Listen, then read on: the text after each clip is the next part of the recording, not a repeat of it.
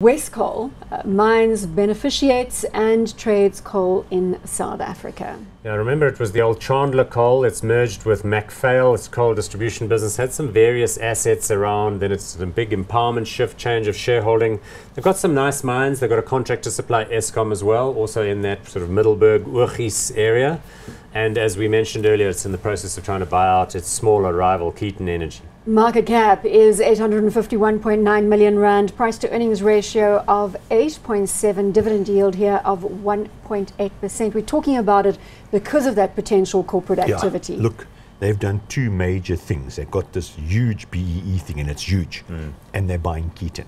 So when you look at their financial numbers, you can't make sense of it because of the distortions on these two transactions. They're issuing a massive number of shares or potentially to buy Keaton. But when you look at what's called their pro forma, now what a pro forma statements are, it's saying if the transaction happens, this is what will happen to our earnings, net asset value. I mean, earnings fall 150%, which means you're going to a loss, and the net asset value is down 5%. So until these transactions are done and dusted, and we can see the actual operational results, you've got to be cautious, unfortunately. I just wanted to go back. It goes back to my Warren Buffett statement that I'm going to use again in this show. If you don't understand a company, you can't invest in it. Look, Keaton is an interesting company. It's got those mines up in the northern part of KwaZulu-Natal around Vryheid, where there's anthracitic coal. It's got some high quality stuff. So it would certainly add something to the company. The astonishing thing is when prices are rising and share prices are going up, then you can do all sorts of script-based deals and everybody gets excited.